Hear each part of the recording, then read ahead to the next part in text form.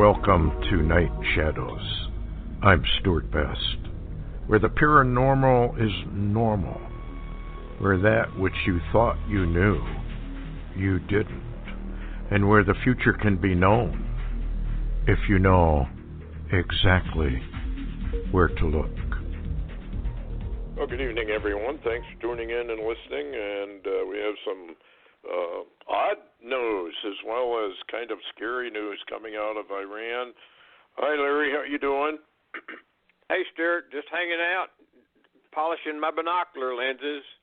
Yeah, it's kind of weird. Let's start off with this submarine-launched missile off Florida. Mysterious object with huge trail of fire spotted above Florida beaches on New Year's Day. I would remind everybody to remember that Kimmy the Whiz Kid said that he was going to maybe give us a surprise. The surprise might well be that a North Korean sub worked its way into Florida waters undetected and launched a missile. Whatever it is, nobody's talking. Larry, what's the latest on that?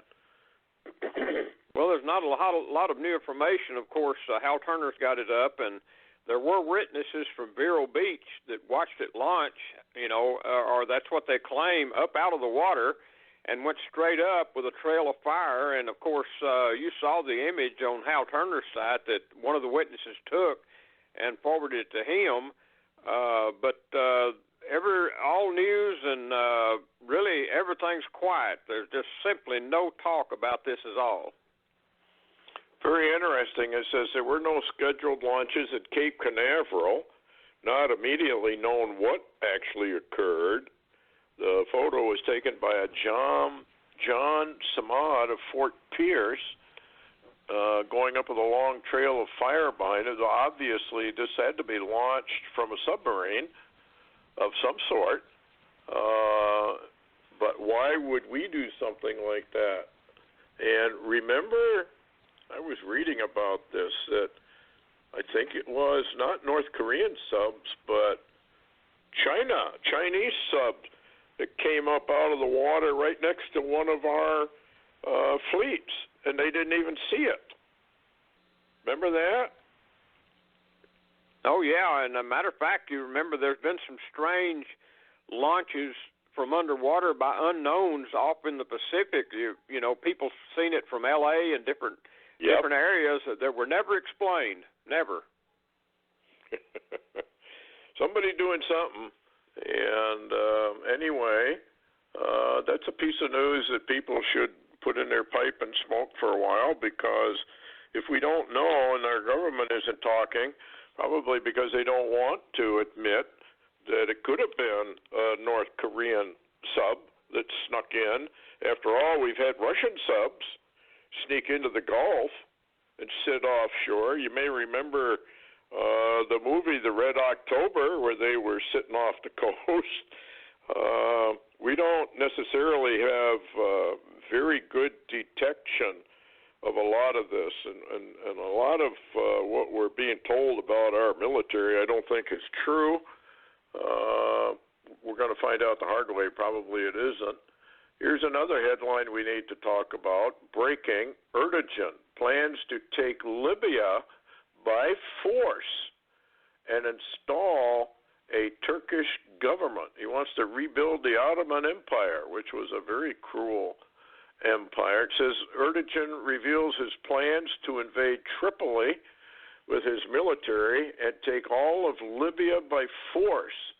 After invading and controlling Libya with his military and the Muslim Brotherhood, gee, where have we heard that? In Washington, D.C., mercenary plans to install a Turkish military governor to rule Libya, thus begin his attempt to reestablish the Ottoman Empire, one of the most evil, brutal regimes ever to exist. And that comes right out of Ankara and the Turkish defense minister. Have you got anything more on that? Has Trump responded to that at all? Well, this is another instance where the news media is completely silent, like it's not even happening. And, I've been reporting this and talking to you about it, Stewart, for 2 or 3 weeks now, that Erdogan not only had this planned, he also, remember, took a section of Syria and invaded it. And also, if you will, he went in, his military moved into the Mediterranean and forced a Israeli research ship out of the Mediterranean around Cyprus, blocked Cyprus, and then declared a large chunk of the Mediterranean as Turkish water. And, of course, then he moved on Libya. Now, we've been getting intel for some time that he was going to move on Libya, and he was going to send a lot of Syrian and ISIS and of course, Turk fighters over by ship to begin his conquering of Libya. And I've also seen the data, Debka file reporting it, that El-Sisi in Egypt has even sent over armor already into Libya to block him, and also sent ships to sea to try to block him. So this is a growing threat, and we're not hearing a word of it. And the bad part of all this is, of course, I guess we all know what Erdogan was going to do, is that he's a NATO member, and he's invading multiple countries. So, it's a patchwork quilt over there. It's neighbor against neighbor, and everybody fights everybody else. It's incredible what's really going on behind the scenes. Now, I want to go talk about this embassy deal, because something is really going on over there, and we don't really know what it is. What's your latest on that, Larry? Well, the latest reports that I've got, and they are verified, that the leader of the pro-Iranian militia group and protesters that struck this American embassy in Baghdad and basically attacked it, where the leader of it has been identified as a friend of Obama that even visited Obama in the White House. Shock.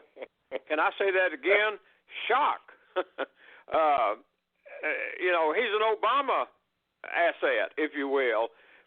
So here we have, what originally happened was the pro-Iranian militias fired rockets on the embassy to start, or on some U.S. troops to start with, and we retaliated. Right. And, of course, Trump threatened them, and then here comes the attack on the embassy, and Trump said yesterday and mentioned again today that there's not going to be another Benghazi. And, of course, I'll let you read some of the headlines, but he's reinforcing that whole region. Yeah, Turner has broken on you. You've got some on your website we got to read. Iran's Khomeini shrugs off the Trump threat to retaliate over Iraq embassy violence. Supreme leader says U.S. president is not logical, can't do anything, vows his country will fight any threat to its interests. Now, this is very, very interesting, because what they're really doing is baiting Trump. Now, in the past, Trump has not done anything. Do you remember that he was bragging about the red line? But Trump is the type of guy that doesn't want hot war. He would rather run sanctions. Do you suppose, because of the Iran, China, Russia exercises, which was a clear message to the United States that these three are allied together, therefore Trump better be awful careful what he does, do you suppose that Trump will attempt to avoid any kind of a hot war? Now, we do have fresh news coming out that we've got, 750 troops, I don't know what kind, probably special forces, going over there, and then another 4,000 paratroopers have been activated to possibly deploy within the next 96 hours. But I'm wondering, do you think Trump will simply increase sanctions to the point where Iran will have to respond militarily, because I don't know exactly what we can do. I mean, we've already tightened down the screws pretty hard on Iran, and it definitely is having an effect. I suppose he could resort to blockades. He could resort to, I don't know what kind of sanctions he can impose now. What's your guess on this, what he's going to do? He never says what he's going to do. Well, you kind of answered your own question. He never says what he's going to do, so I don't have a clue, but the sanctions are about to destroy Iran, basically, financially, and they've whittled away all of Obama's free money that Obama blessed Iran with there at the last, so that they could go ahead and build their terrorism and their forces up. It makes me wonder, Obama would be a real good Mahdi for the Iranians because he's blessing them so much. But what's interesting is Trump has, like you said, he sent aid to Baghdad immediately to secure the diplomats, and then he also had dispatched what you said 750, probably special forces, and then he's got these others that have gone on deployment alert. There's a lot going on, and what I've been watching really, really close, because Israel has been so quiet, there's been a lot of dialogue in the last 2 or 3 days during the situation between Pompeo and Netanyahu. My guess is that if we do get in a shooting war with Iran, Israel will jump in with both feet. Yeah, this is kind of interesting because also we've got, Iran's buddy is North Korea, and Kimmy the Whiz Kid has been kind of threatening us right along that he was going to, do something over the holidays, which makes me wonder about this missile launch off the coast of Florida. Would be a definite warning that, hey, he's got the ability.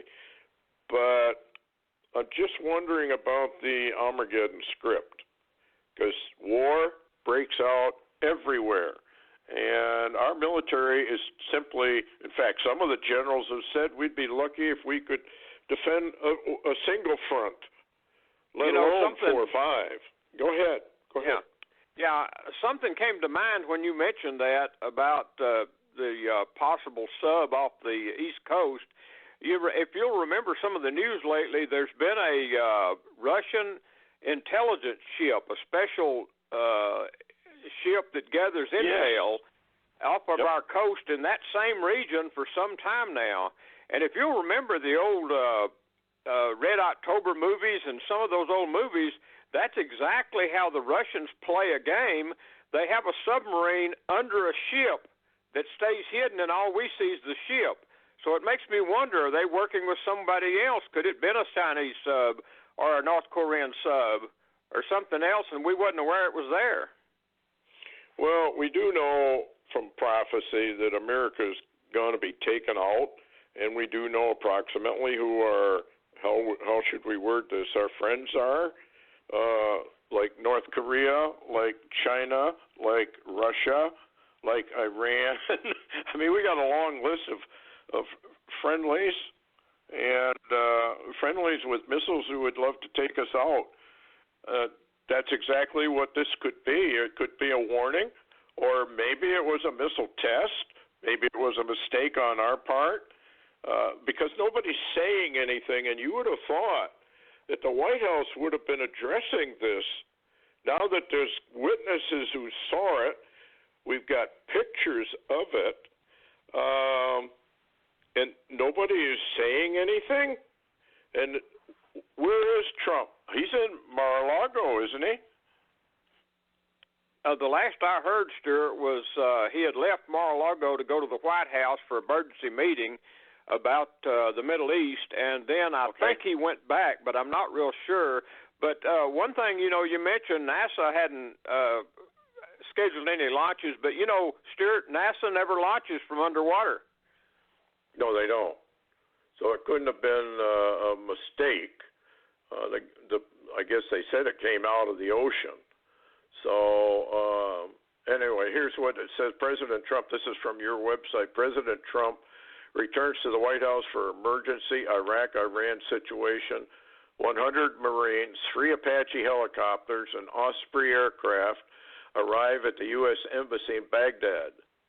President Trump gives blunt threat to Iran, even calling remark a valid threat. Now, I'm not sure what the difference is between a warning and a threat, unless he's really going to do something. U.S. Army 82nd Airborne Division, 4,000 troops put on standby for quick deployment. So something's going on.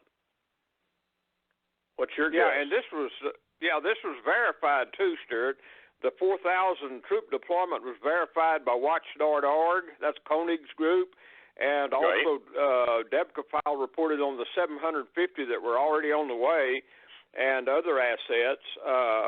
Hal Turner even showed some radar images of some of the C-17s out over the ocean headed that direction. So there's something big up. It's odd that here we are on January the 1st, national holiday, and, Americans, I know Americans all feel safe, but for those that study a lot of the intelligence that's coming in, safety is an illusion in America. Well, not only do we have this external threat, we now have this internal threat, and we'll maybe get to that in a little bit. But it just seems kind of odd to me that here we are. Now, let's say that Ring of Fire was kind of a warning, which I believe it probably was. 7 days is the second. That's tomorrow. Makes you wonder, are we going to have a surprise of some sort tomorrow? And let's see what else he's got here. Hal Turner. Large Iranian military movements in the western provinces of Iran. What is that about? Well, that's probably going to be the region close to Iraq, and I would assume we're reinforcing what troops we've got over in the edge of Syria and Iraq, and the Iranians apparently are moving military to meet it. Yeah, you've got one end of the American dream. He's got quite an interesting website. Headline, Iran has gone too far, war comes. So they're really suggesting that we're going to go into a hot war. We do have a lot of wolves, neocons, warmongers, whatever you want to call them, in Washington. How long can Trump resist them before we do something stupid like Daniel 8? Yeah, well, you may be exactly right. Daniel 8 may be just on the verge, and I'll tell you, if you, I've read a lot of. Well, I stayed at the Holiday Inn one time, so that made me smarter. But I've read a lot of Tom Clancy novels and James Rizzoni's warning novels about the falling, and I'll tell you what, when an internal threat such as our own government, our rogue deep state government, and as of late we've been informed by some military people that there's also a deep state inside the Pentagon that's against Trump. And so when you have a Congress and a Pentagon and everybody else that's against Trump, that really does influence your enemies to think that you're a lot weaker than, maybe you are. So, Daniel 8 could simply happen because of stupidity in this country and a civil war or a coup in progress, if you will, to remove Trump. It makes us look like fools. So this may be a time that maybe Iran makes a move that they really wasn't prepared for a Trump because Trump might not back down. Yeah, it seems kind of interesting to me that we have this impeachment situation where Pelosi's holding on to the impeachment papers, won't send them over to the Senate. It just seems to me that this is tied somehow to the Virginia operation, where they're now saying that I think, 7 days from now, a week from now, they will pass these laws, and the governor has said he's going to roadblock and have shutdowns here and there and collect guns from people, et cetera, et cetera. It just makes you wonder if these things aren't connected. And the other thing that makes me wonder is Trump has not said a word about this Virginia situation at all. And now we've got other states that are likewise passing these Second Amendment sanctuary zones. And so I'm beginning to wonder what's really going on if all of this is not orchestrated in some way, so that our eyes are on the Middle East, but what's really going on is the United Nations toppling of the United States through, if they cannot start a revolution, and if the people in Virginia are smart, they will not take to the streets. They can recall, as I've said before, they can impeach if they want to, but if they take to the streets and we get involved in a major civil war, I think enough people in America are snowflakes, anti-gunners, that the patriots will be branded as the real insurrectionists, and the communists will be branded as the saviors of America. In other words, another part of the biblical reversal where evil is good and good is evil. So the patriots would be branded as evil, whereas the communist deep state like Northam and his group down there, and that's what they are, nothing but a bunch of communists working in cohort with the United Nations to start a revolution. And I was listening to a guy on YouTube. He had a very interesting scenario because he ties this into the impeachment, and that the people who support Trump are actually not patriots, but essentially terrorists, and would be branded as such. I don't know. What do you think is going on down there in Virginia? Well, I think Hillary Clinton really put the tattoo on the loyalists, if you will, by calling them deplorables.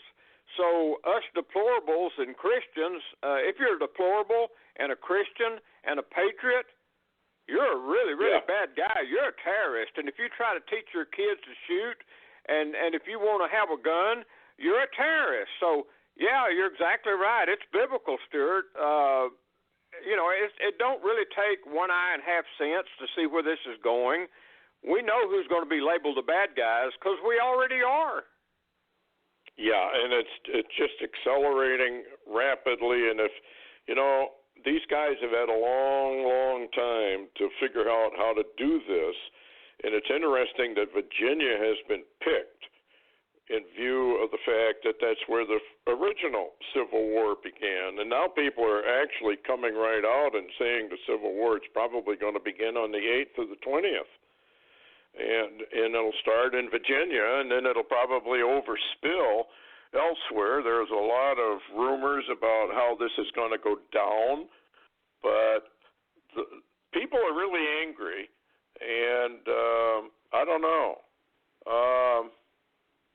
Here's the other question, getting back to North Korea. I've got a note here. Watch very carefully North Korea. We have anti-gravity TR-3B types, right? We have laser weapons. We have microwave weapons. We've seen those in operation out there in California.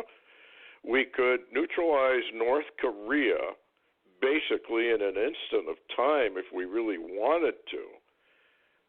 We haven't done anything about that at all. So why is it with this advanced weaponry, and Trump just did the Space Force announcing it publicly, are they getting ready, the global deep state getting ready to announce and do something with advanced weaponry?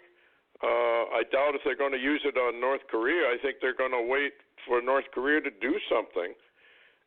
To me, it's all diversionary kind of tactics, and it's like everybody's in it together, like Psalm 2 says. But what's your guess as to why we haven't used this advanced aircraft type? We've already got videos of them in over in Europe, not Europe, but the Middle East, being used actually to take out the enemy. What do you think? What is going on? I'll just mention a couple of things here. One of them you can't verify because it came from Sartre Fall, which may or may not be accurate at all. But there is some scattered reports in the background on the Internet of a broken arrow situation that has been going on, and lots of drones in the country in certain areas, and a claim by Sartre Fall of a missing nuclear weapon. Broken arrow. Yep. You know, so we don't know if that's true or not. But on the other hand, you asked me about North Korea, and I do know and have seen myself some interesting Google Earth images, I believe they are, of a special underground base out by Las Vegas somewhere, I believe in Nevada, or that region. And the aerial things show that there's been some, I guess you could say, Black Ops type equipment that has been removed, being brought up to the surface. So are we planning something? I don't know. What do you think, Stewart? Well, there were 40, I think they said, 40-odd looking, very high-tech craft that suddenly surfaced and departed. And then you got all this drone stuff. Now, remember under Dick Cheney, we had a broken arrow out of one of the bases up there in North Dakota. I can't remember which air base it was, but there's a B-52 base there, and they lost a nuke, remember? Nobody knew where it went. Yeah, so, and remember Stewart also, I believe, at Barksdale or somewhere, they found 2 or 3 nukes they didn't know was missing that was being moved, and they don't know where they were going, but they caught them. Yep. Excuse me. Yeah, I think we're headed to a false flag here. If the revolution doesn't cook the way they want it to cook, they will have a false flag. They will do almost anything, folks, to topple the United States. And, of course, if you go to the Georgia Guidestones, you know what they intend to do, which is kill just about everybody, one by hook or crook. And this is the New World Order. These people do not have a conscience. They only have an agenda. They are human automatrons. They are just robotic. As the Bible says, their conscience has been seared. They don't care at all. And they mean to kill everybody and restart. So anyway, any last word, Larry? Yeah, I got an interesting text today that said, from somebody I know, that said, check your preps again, you may need them soon. So I'm just telling people, keep a heads up. We don't know what's coming, but this week or this weekend may be something to watch.